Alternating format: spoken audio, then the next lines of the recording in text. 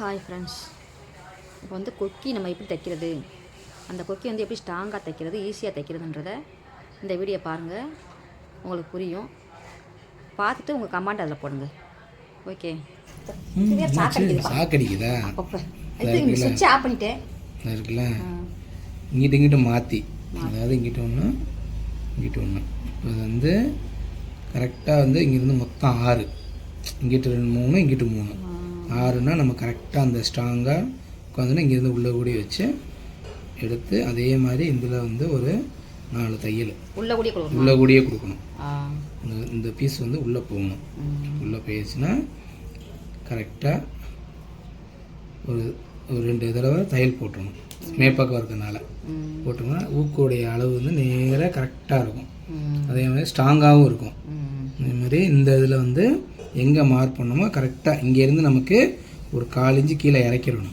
எப்போயுமே வந்து ஊக்க கீழே முனையில் அப்படி வைக்கக்கூடாது, இங்கே இறக்கிடணும். இறக்கி இங்கேருந்து முதல்ல இங்கேருந்து முடிச்சு போட்டு இழுத்துட்டு அப்புறம் ஆப்போசிட்டாக, அதுக்கப்புறம் இங்கிட்டு லெஃப்ட்டு ரைட்டு ரைட்டு இப்படி நம்ம மாற்றி போடையில் நூல் வந்து டக்குன்னு வந்து நமக்கு உருவாது. நூல் உருவாமல் ஸ்ட்ராங் இருக்கும். ஊக்கு வந்து இப்படி நல்லா ஸ்ட்ராங்காக ஆடாமல் கரெக்டாக இருக்கும். இப்போது வந்து ஒரு கரெக்டாக ஒரு 4 குத்து குத்திட்டு மொத்தம் 6 குத்து குத்திட்டு அதுக்கப்புறம் உள்ளேருந்து எடுத்து இங்கே கொண்டு வரணும். இங்கே கொண்டு வந்து இங்கேருந்து வரிசையாக 4 தையல் இப்படி போட்டோம்னா ஊக்கு பர்ஃபெக்டாக இருக்கும். எந்த ஒரு திருகள் இல்லாமல், நூல் சிக்காமல், ஊக்கு வந்து நல்லா ஸ்ட்ராங்காக அவங்க எப்படியும் துணி கிளியிற வரைக்கும் ஊக்கு அப்படியே இருக்கும். நம்மளா வந்து அதை எடுக்கணும்னா கூட சிரமப்பட்டு தான் எடுக்கணும். அந்த மாதிரி ஸ்ட்ராங்காக இருக்கும்.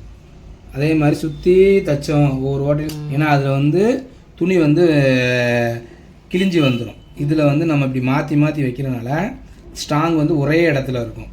துணி கிழியாது. துணி வந்து கரெக்டாக எவ்வளோ நைஸான துணியாக இருந்தாலும் அந்த இது வந்து கரெக்டாக அப்படி உட்காரும். அதே மாதிரி ஊக்கு வந்து நமக்கு பிடுங்காமல் ரொம்ப நாளைக்கு அந்த தையல் பிடுங்காமல் கரெக்டாக இருக்கும்.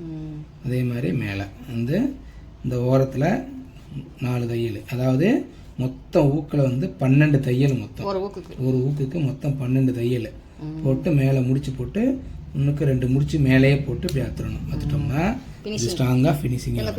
ஆமாம், இப்போ ஃபினிஷிங் நல்லா இருக்கும்.